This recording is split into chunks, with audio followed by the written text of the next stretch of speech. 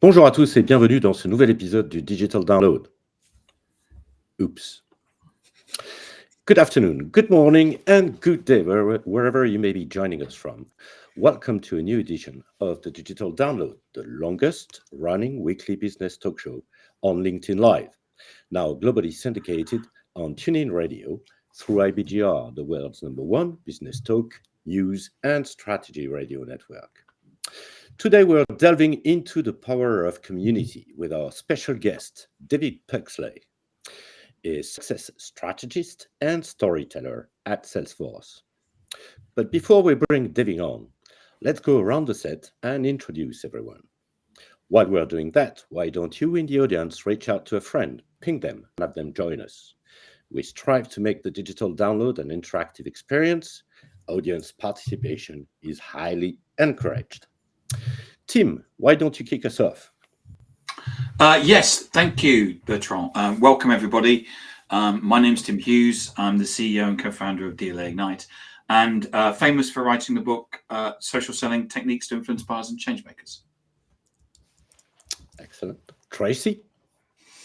Good morning, everyone. I am Tracy Borison, founder of TLB Coaching and Events, a proud partner of DLA Ignite. And I don't know about you guys, but I feel like the show has gotten like a new level of distinguishedness with the French intro. I really like it. And I am like a huge proponent of communities. So I am super excited for this conversation today. Thank you for that, Tracy. And thanks for the, what did you say exactly? Distinguished. The distinguished. Excellent. Thank you so much. Adam. Hi, everyone. I'm Adam Gray. I'm co-founder of DLA Ignite and Tim's business partner. And this show every week is like a community in itself. So it would be really interesting to hear David's perspective on building communities. And it's lovely to feel part of something, isn't it? It is. It is. And myself, Bertrand Godillot, I am the founder and managing partner of Odysseus & Co., a very proud DLA Ignite partner as well. And as I said, this week on the Digital Download, we'll speak with David. David has a unique perspective on how connections can drive success. With a background that spans from the Royal Navy to the tech industry, he's learned the value of relationships and community throughout his career. So let's bring David on. Hello. Welcome, David.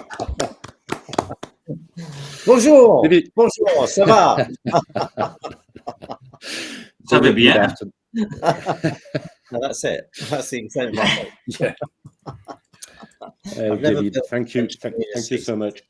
Good afternoon and welcome. David, let's start with having you tell us a little bit more about yourself, your background, and what led you where you are today. Thank you. Thank you, Bertrand, and thank you for inviting me on the show.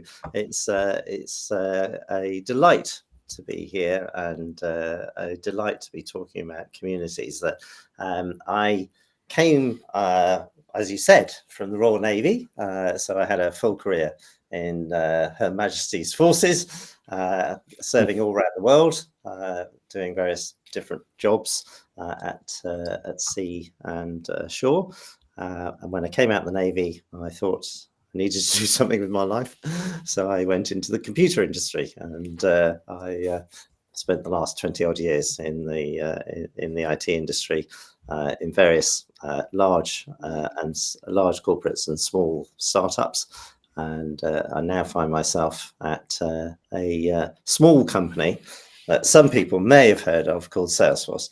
And I'm actually responsible for our MuleSoft business development into our public sector and defence territories. So it's quite an exciting area for me to be involved in. And Salesforce is a fascinating, interesting company to join at this stage in my career. So I'm really chuffed to be involved with that particular company. So that's me, and I met some mad people a few years ago called Tim and Adam in another company. And and they told me about this thing called social media, which I'd never heard of. And then here I am now on LinkedIn Live. An influencer. All right, excellent. Excellent, David. So, David, let's start with a foundational question. What is the role of community in today's digital world? Well, I think one of the great things about social media is the ability to form communities across boundaries, and I'm particularly keen on what I sort of in my internal monologue call communities of soul, because I think we as when you're on social media and LinkedIn and things, people talk about networking, and you get to networking events, and that tends to be quite transactional. And I think what I'm trying to do with my community building is to delve a bit deeper into what actually people, what makes people, and what makes people tick, really. And a lot of that for me, I was at an event yesterday, which was fascinating, because that was a real soul community, about kind of like, how do people think about building businesses, and how do they sort of join. One of the constituents, one of the participants was talking about joining two sides of herself together. The sort of business perspective and her own personal sort of drive and energy, and I thought that was just beautiful, because it's like, that's what I'm about, that sort of like building communities where people find their soul and find their center, and engage, and interact with not just clients but other people within the community through that through that exchanging real value in person to person communication. Well, you must be quite a role model for people, because you've done a fantastic job of integrating who you are and the stuff you do away from work into your business kind of persona. Because I know, you do your funny things, Feet Wet Friday and stuff like that, which kind of the first few times you did it, and certainly, this is an outsider's perspective. The first few times you did it, everyone was pounced on it and went, "Oh my God, that's so funny. That's really cool." And then you went on and on and on doing it, and people are like, "Oh God, here he comes again." And then all of a sudden, in spite of themselves, people are going, "Actually, this is really cool," and it's become part of my weekly kind of program of stuff that I consume. And I know that you're a member of the worshipful company of Cartman, chairman, Lord, whatever. I was the master last year. You only do it for a year. Yeah, and bringing that into the business world as well, it shows different facets to who you are, doesn't it? There's the fun guy, there's the kind of quite traditional guy with the kind of all the regalia and stuff, and there's the business guy as well. And you must see people that work with you and people that you interact with starting to latch onto this and do the same in their own way. Yeah, exactly. Yeah, and that's so exciting, isn't it? Because it's sort of like, well, it's quite relieving as well, because it means I'm not just on my own anymore. I'm not on my own madness, which certainly when I first started Feet Wet Friday, for those listeners who don't know what Feet Wet Friday is, it's a very simple concept that on a Friday you get your feet wet, and you do it on LinkedIn. and there is a story that goes behind that, which you can go to if you want to, but it's kind of like that. When I first started that, I felt quite alone and thought, oh, is this kind of like, is this actually going to be something that is, I'm doing it on LinkedIn, for God's sake? It's like the world's professional network.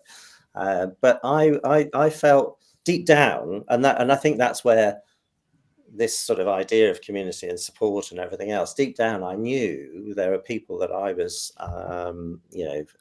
connected to on LinkedIn that had done similar journeys in their own lives. I've got friends who were, one of them was an accountant and then turned himself into a poet.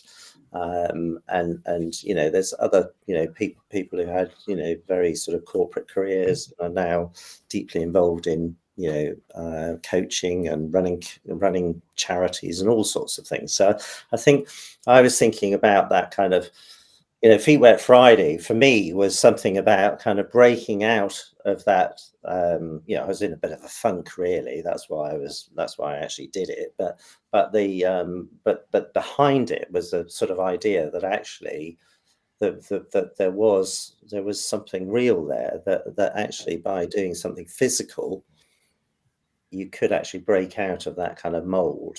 That's the breaking out of that mold would get you closer into who you were.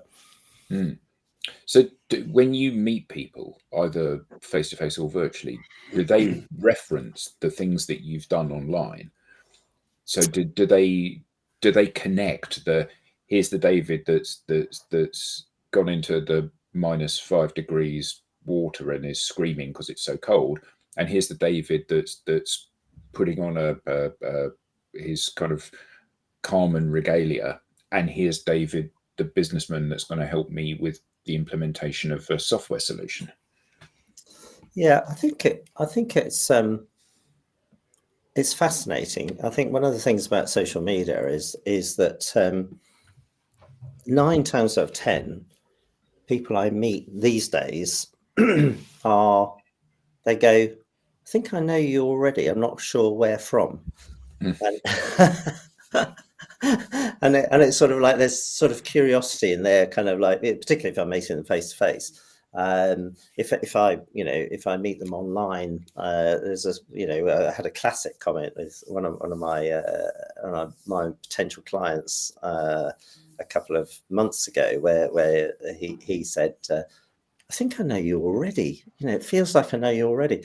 And so, it's that classic, what you talk about, Tim, in your book, and Adam, you teach, is that kind of like, of course you know me already, because I've been there.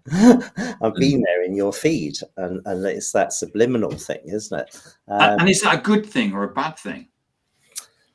I think it's slightly discombobulating for some people, because they kind of think, and I had, funnily enough, one just yesterday where a lady online sort of said, "Why do we know each other?" In a sort of very interesting sort of like upfront way, even though she connected to me a couple of weeks ago or whatever, and I was just sort of reaching out and suggesting that we should have a coffee or something like that, and it's sort of like there was a bit of a kind of like in her mind, there was obviously a bit of a kind of like, who is this person that's invaded my life? But I think 9 times out of 10 it's much more, it's an easier kind of interaction, because people sort of they kind of get themselves through that bit of like, they think they know you, and they just make the mental leap that actually they do know you, and the conversation flows as a result. Well, and I think too, David, one of the things that I have seen is that when you reveal the different facets of your personality, people think they know you better because they've seen more of you. And even though when I'm working with clients, it's like, people, I don't want to share that. I'm like, I'm not telling you have to share everything. Just share that you're multidimensional. Share what you want to share in your multidimensionality. It does not have to be all of the things. And also, I think one of the really interesting things that I've experienced is that when people do meet you, either virtually in a one-on-one or in person, that brand experience is the same. So they have that experience of like, don't I know you? My favorite thing I got once is like, oh, you're Tracy from LinkedIn. Yeah. Like I'm the only Tracy on LinkedIn, which I'm not, by the way. But like her experience of me is like Tracy on LinkedIn. And then we met in person, and it was really cool. So I have a question about this though. So I think all of us have probably experienced those people where we reach out and they're like, why are you reaching out to me? Like, how do we know each other? I only accept connection requests from people who I've met in person before. And I'm like, okay, that's not how I do it, but that's fine. But how do we balance this self-protection from a social media point of view? Because people are still getting a lot of sales pitches and things like that, with this idea that humans really do need community to be a fully functioning human. So when the social media interactions come into play with that, any tips for how to balance that experience? Yeah, I think you're absolutely right. It's about the multi-dimensional fact of who you are, and the more you can show that online, in obviously in a sort of appropriate way, I suppose. I mean, I suspect I'm probably on the edge of where LinkedIn would really value me to be in terms of. But even that, because I think about this a lot, right? That's kind of a story. We all have our edges of where we think LinkedIn has been created, and LinkedIn has been created as a professional networking site. Yeah. That is very broad unless we create a narrower definition of what professional networking is. But I think a lot of people would also say that building a soul community is not the same as building a professional network. Yeah. But then my question would be why are these two things different? Are they different? Do they have to be different? Yeah, exactly.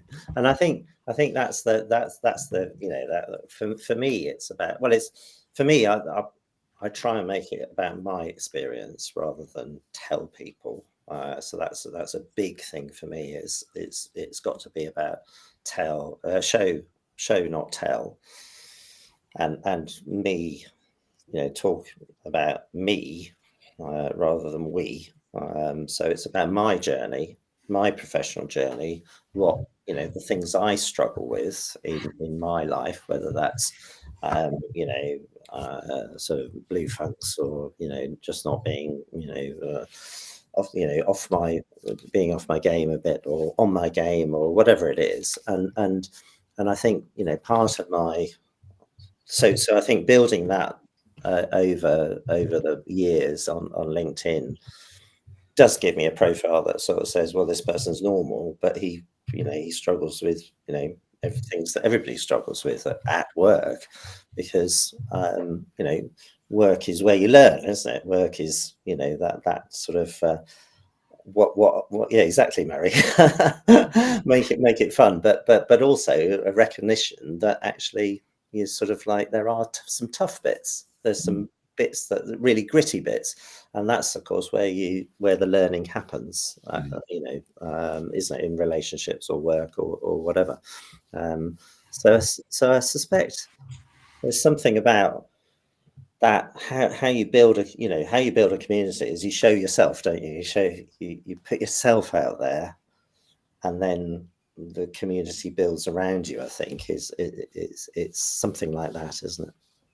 Well, yeah. I mean, people are certainly drawn to things that resonate with them.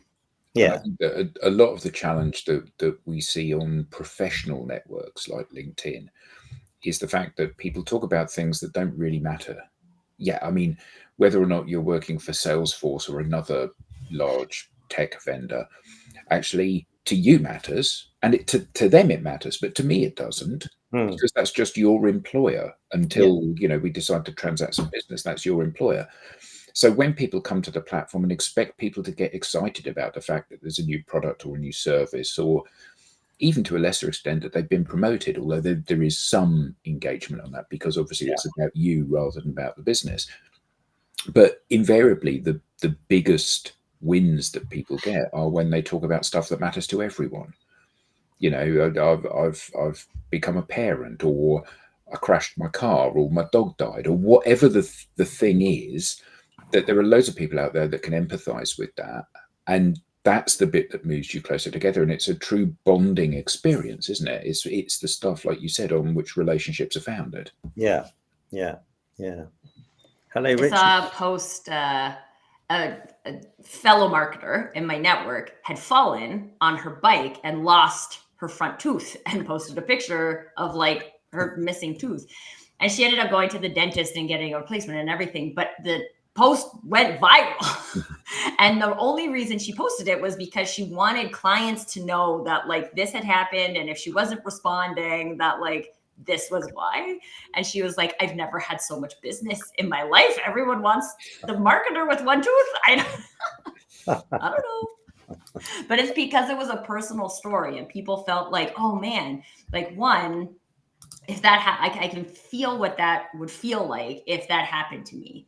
And I can also like feel the bravery of someone posting that, because it would be very easy not to do that. Yeah. Right? I don't look perfect, especially from the female point of view. Right? Yeah. Like Yeah. I don't look perfect. I can't post this. And the humans loved it. And I think that is the thing that we forget when we're just looking at LinkedIn as a professional networking platform. We forget that all the people who are doing the professional networking are humans. And if we be human, then we can create connection, create community based on our humanness. And instead of, like Adam was saying, on the company who's your employer. But I think also showing that frailty, as you said, Tracy, is a really powerful thing, because and we see it now with kind of Instagram and TikTok influencers, where there's a move for women who are known for being extremely glamorous to post photos of themselves without makeup on. And I think that's incredibly powerful, because it shows people that perfection, in quotes, is actually just one facet of who people are. And I think that, we are increasingly starting to see that on business networks as well. Conversations around mental health and struggles in that area. 10 years ago, you never, ever would have posted, I'm really struggling with my mental health at the moment. Nobody ever would have dared post that, because they would have assumed that was the end of their career if they showed any sign of weakness. Whereas now, people that are going through a tough time often do mention it in passing. And I was ill a few years ago, and I posted about the fact that I was ill. And I got literally hundreds of comments from people. And Tim said at the time, he said, you should print that out. And if ever you're feeling miserable, you should look at what people have said about you, and it will cheer you up. And I think that sense of community, people rallying around and showing their support, and if that support might be, well, I'm going to come around and see you and take you out for a bite to eat, or it could just be, I'm thinking of you. I think that's a really, really powerful and important thing, particularly because in the digital world has the power to move us closer together, but often it doesn't. Yeah. Often it means that we don't move closer together. Well, I'm new to this journey, and apologies for arriving a little bit late, but having sort of historically posted kind of the traditional sort of LinkedIn professional content, which has garnered very little interest. I've posted twice in the last 2 weeks, once about a dislocated shoulder, and the second one about the kind of mental health benefits of running. And both of them have actually garnered significantly more engagement than anything I'd previously done.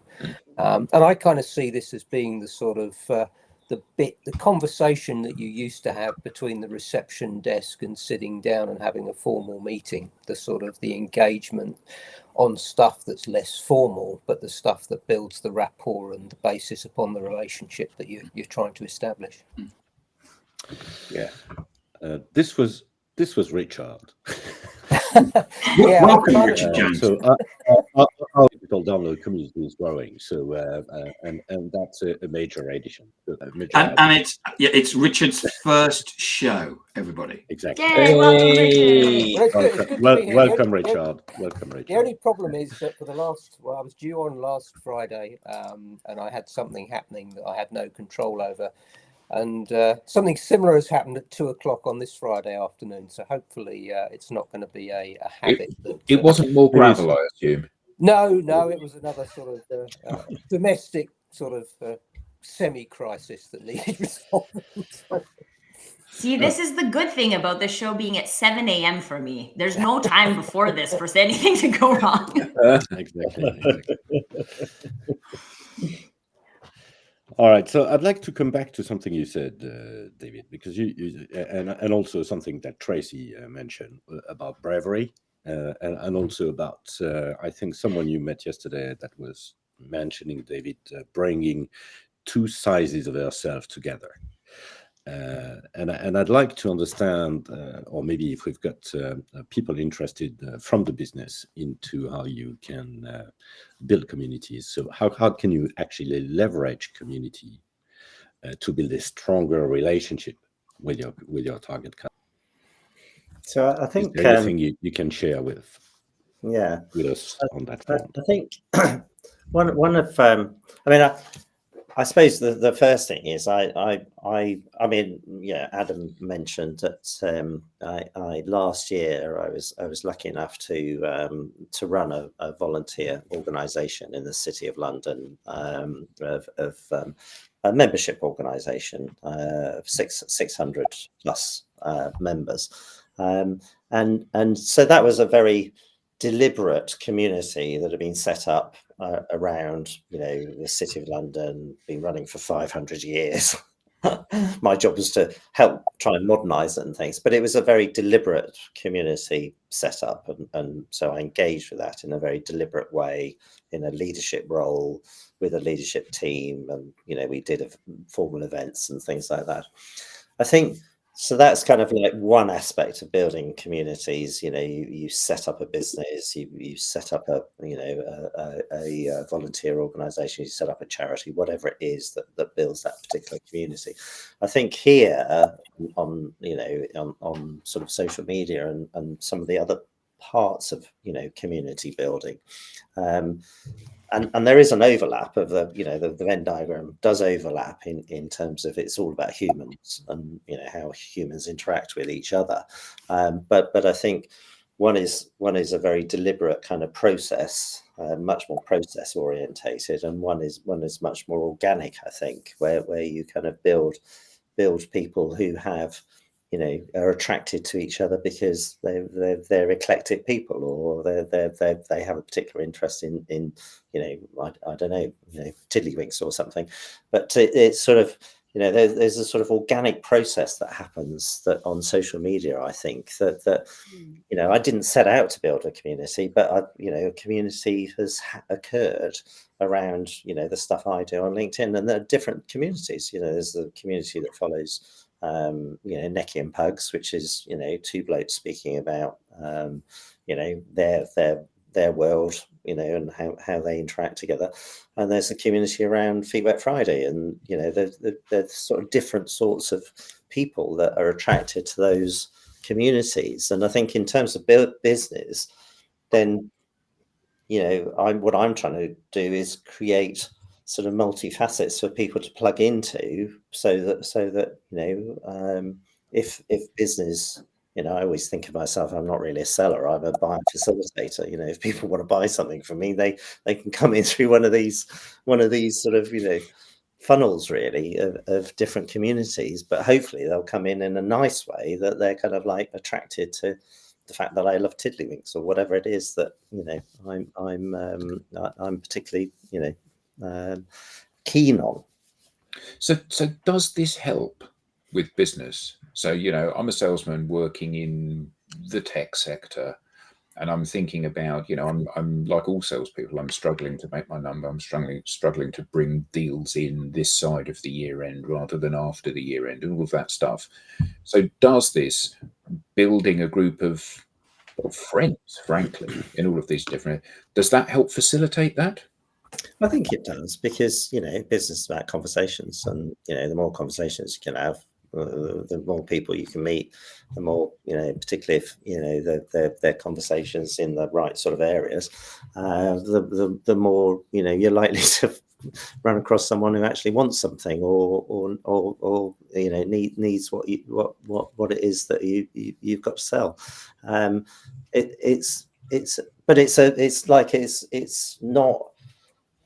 I think the old idea of sort of sending out millions of mails and, you know, getting people to an event and things like that. That still obviously exists, but it's kind of like, it's not that useful in terms of actual, you know, interactions, is it? Whereas what you can build on social media is a much more sort of, you know, organic process, isn't it, of business interaction.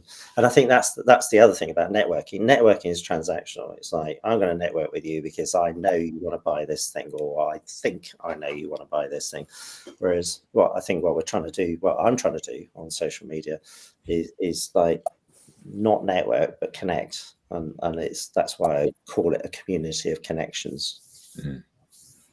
I think sorry, go ahead, Adam. No, go on.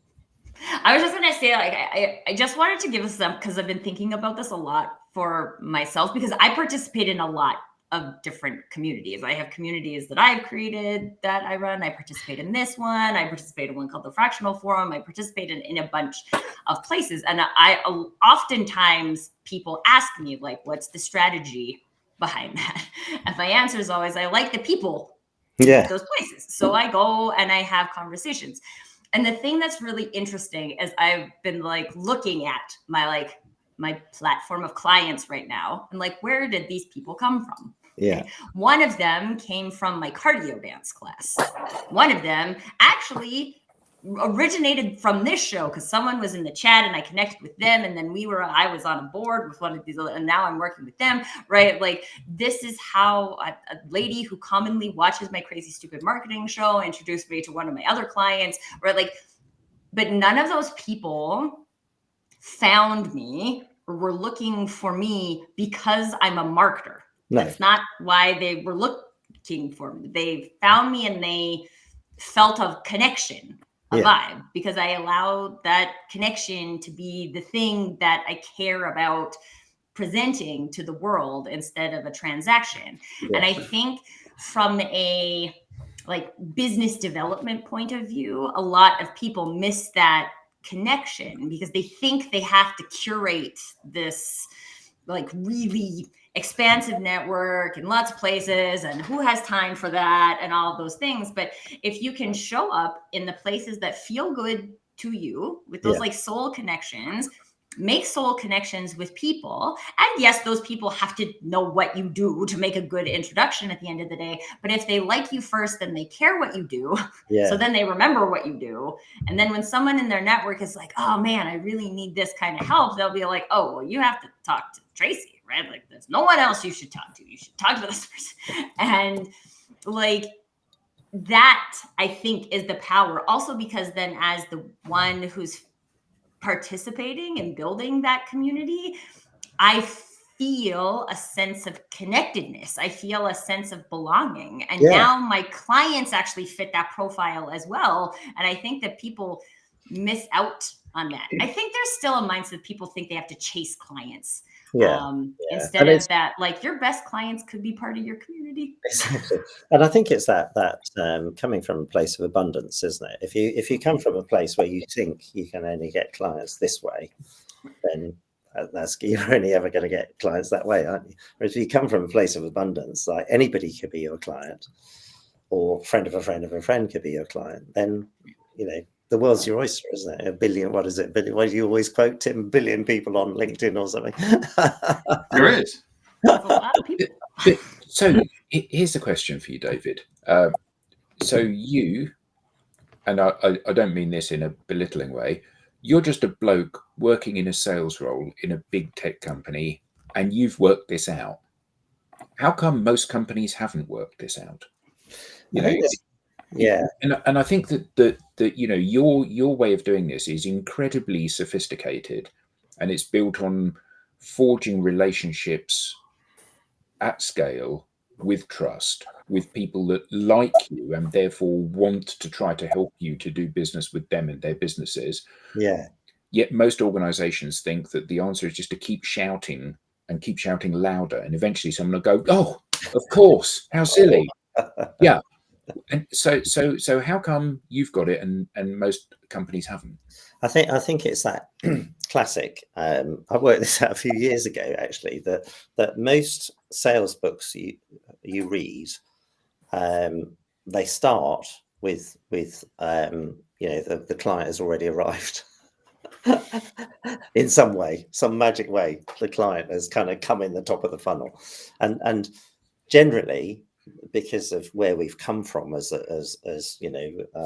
working world, particularly as we've gone digital, most of that is being in the marketing. Forgive me, Tracy, but it's true. I was just going to say that's marketing's job, right? Just fill the funnel. Yeah. So that is most of that being the marketing job, and I think what's fascinating to me, I was invited to a marketing conference last year, so I toddled along to meet some marketers, see what they got up to, and it was absolutely amazing because they were talking in a totally and utterly different language from sales. They were like, oh yes, you do all this sort of stuff over here, and we do all of this, and it's marvelous. And I'm like, how many people actually arrive? Having done all that, how many people actually arrive? In sales? They're like, oh, we don't care about that. This is the problem I'm out to fix, by the way, people. So just if you're wondering, yeah, if you want that fixed, speak to Tracy. Just saying, talk to someone about it. It's not supposed to be like that. So, and I think that's the problem we've got in the way we set up corporates, or in fact the way we, I've been in small businesses as well. The way small businesses operate is that you've got this classic pattern where you've got to do a bit of marketing, build. I've been in a small business where we spent over a year trying to build a website. It's like complete madness, There's no. That's too long, by the way. It's a complete waste of time. Stop There you go. but probably it wasn't a complete waste of time. Sorry about that. But it was too long. And so you've got this sort of like you go on the course, you go on the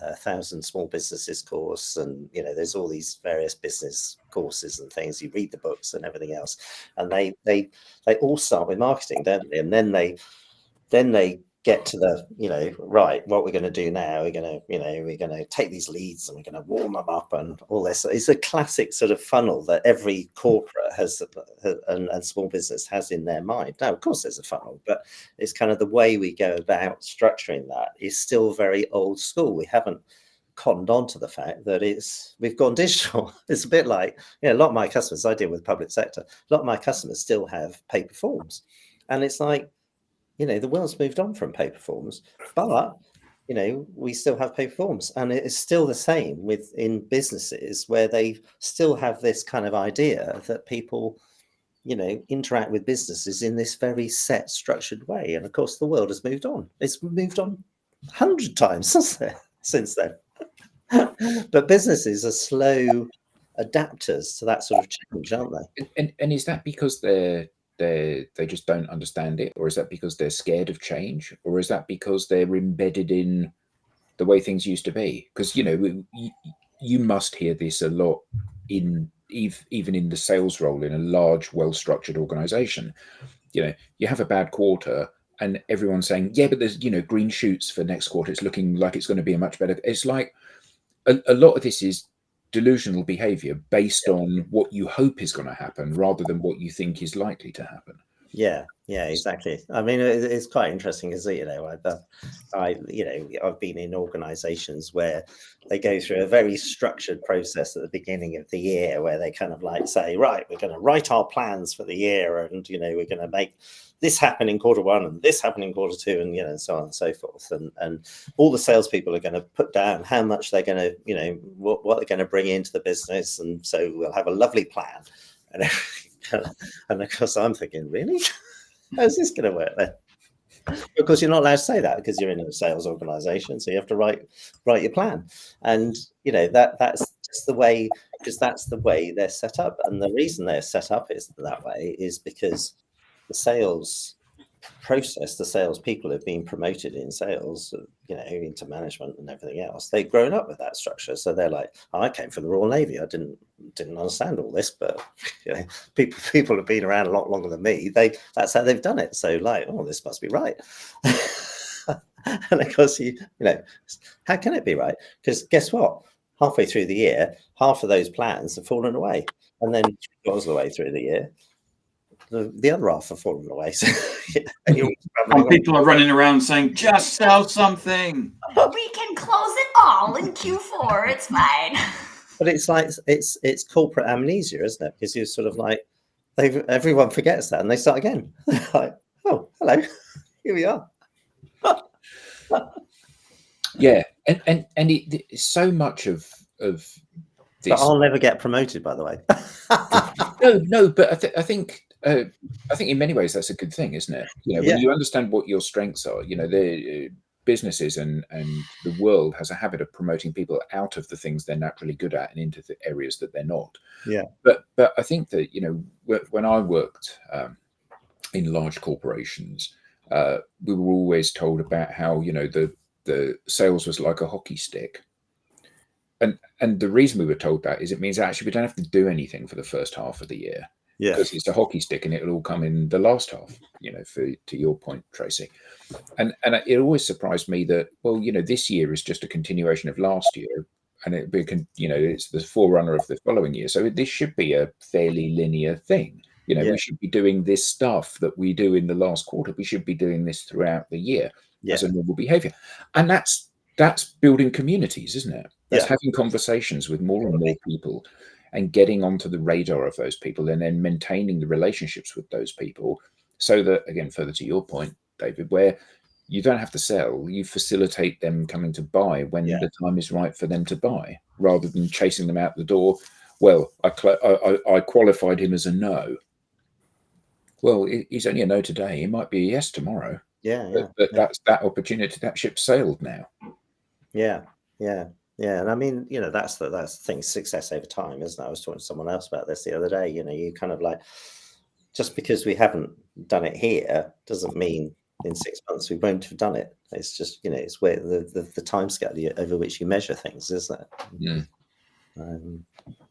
Well, and I think that's the thing too about relationships. When people think about like a human relationship, I don't think most people think that took like 5 minutes to build, right? Like a relationship builds over time. But also when you are like investing in relationships because you also feel the exchange, that becomes easier than if you're doing it from a very transactional place. Like if I'm just building a relationship today with you today because all I want is your money, like, I'm going to feel like if that takes a long time, there's no exchange for me. But if I'm building a relationship with you today because we both believe that communities are powerful and like you do that way and I do that this way, and who knows where that can take us from a community point of view, right? Like you would assume that is still in the process of being built. And so I think there is a lot of benefit, whether that's from like a marketing point of view, a sales point of view, an internal team building point of view,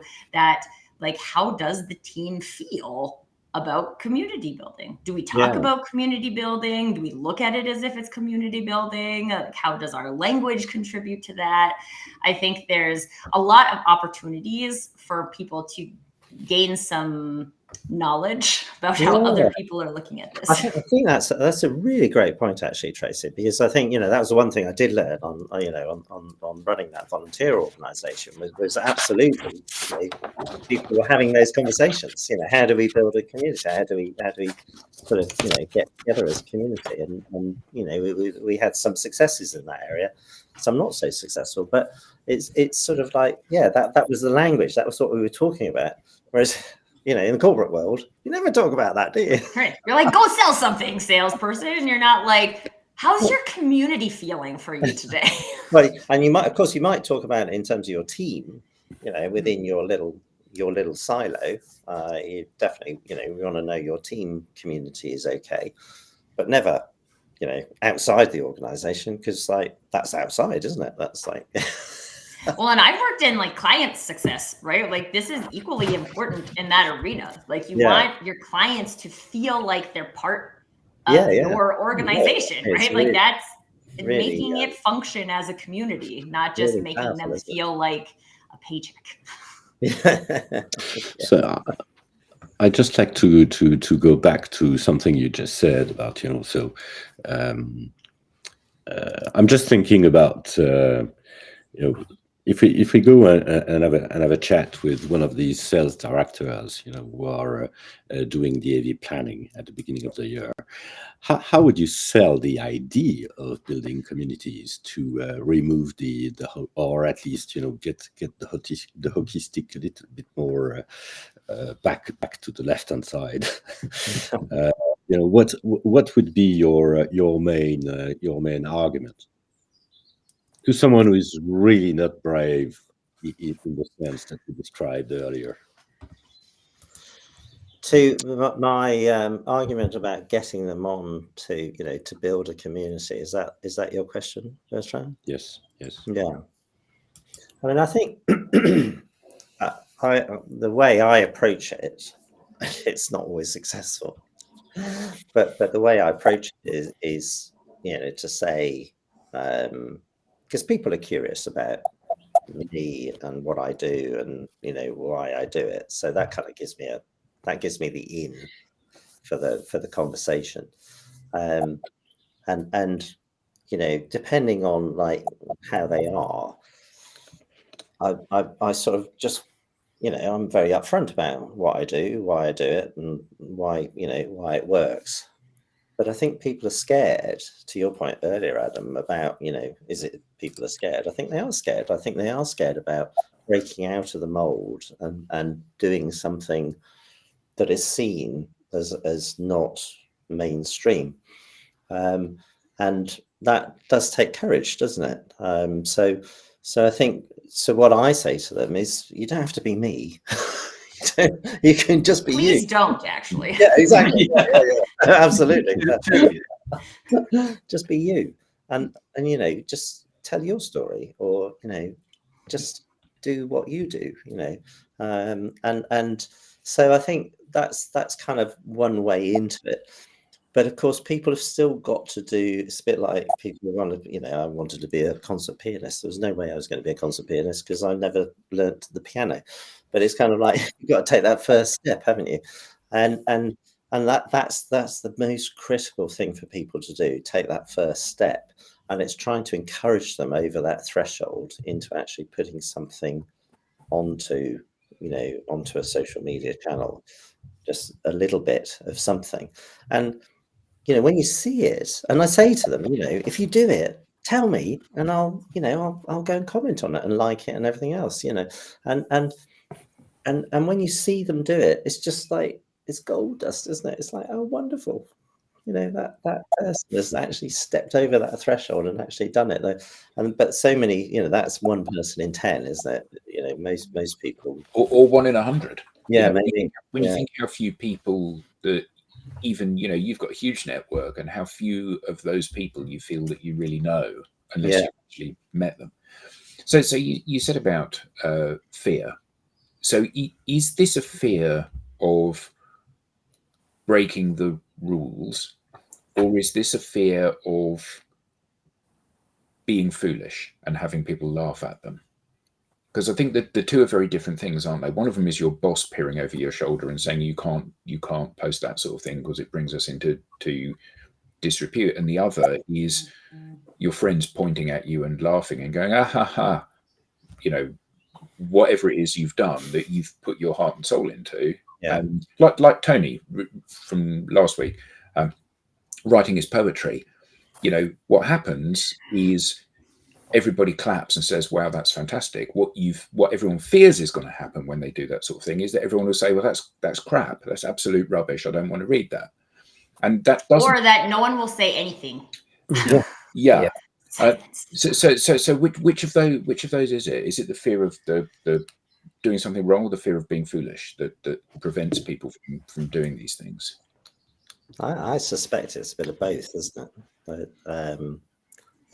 I think, and there is a slight, I'm speaking as a man, and I think the women I talk to, there is something, I think earlier you mentioned, Tracy, about, or somebody mentioned about, not appearing with makeup and things like that. There is something about appearing online as a woman, isn't there? And a different kind of like vibe that goes on with comments and goodness knows what else, that you don't get as a man. It doesn't matter. How I look does not matter to the universe, to me or to the universe. But if you're a woman, then there is a difference. Acknowledge that. So I think there's bravery perhaps there that I don't need to worry about. But there is also breaking the rules, because the rules are, we all drive around, and you always, keep to the side of the road or whatever. But it's kind of keep to the speed limit. The people, there are norms, aren't there? I was listening to a program earlier about being naked in public. There are norms, aren't there, that people aren't naked in public, and that's the kind of, that's the, so any breaking the norms is always going to be a real problem for people, or perception that they're going to be breaking a norm, and that's where the bravery comes in on that side, I think. And I think that's too, I would just say, like, when it's in alignment with you, like when you're really clear, like, this is what I would do, then it's easier. That doesn't make it easy, but I think a lot of times too, we're inundated by what people are telling us we should do. We should post this type of thing on social media, and we should do this, and we should do this. And then we feel like we don't want to, because that's not what we would do. But there's a lady who reached out to me, and she's like, I want to do a post on authenticity. And she is researching authenticity, like, whew, you guys will see.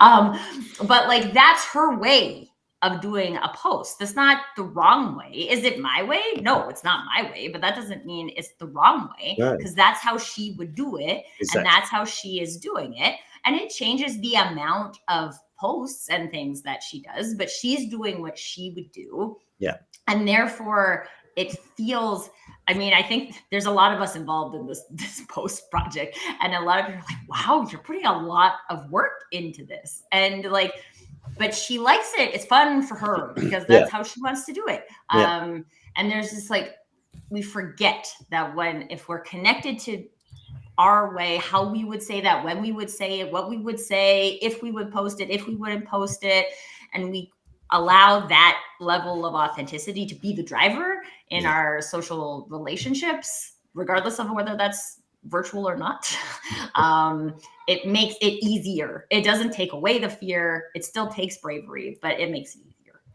Richard, did you want? Well, I'm seeing it more sort of, it's kind of etiquette, really, isn't it? It's kind of what is when you post, you kind of look around and see what other people are doing, and you clearly don't want to sort of go in all guns blazing, and you kind of need to read the room, is kind of how I would say it. And that's my sort of take on things, and push the boundaries a little bit, but not too excessively, too quickly, really. All right, David, you've got a friend. You've got a very good friend who says, and I'll take that as the last comment. You do it very well, Pugs, connecting with people, being your authentic self, and sharing a lens of how you see the world through your thoughts you share via your videos and the work you've done in your charity, volunteering work, and of course, Fitwet. Thanks for that, Tony. Thanks for being with us today. David, this has been great. Where can we learn more? How can we get in touch with you? So LinkedIn is my main channel. I am on Instagram as well, but that tends to be a bit random. But LinkedIn is my main random channel. So search for David Pugsley or Feet Wet Friday, and you'll probably come across me. Or Necky and Pugs as well. Excellent, perfect. Great. So we now have a newsletter. So don't miss an episode. Get the show highlights, beyond the show insights, and reminders of upcoming episodes. You may scan the QR code on screen, or just visit us at digitaldownload.live/newsletter. On behalf of the panelists and to our guest, David, and our audience, thank you all, and see you next time. Thanks, David. Thanks, Richard. Thanks, everyone. Thanks for having me. Take care. Bye. Thank you, Richard. Whoops, sorry.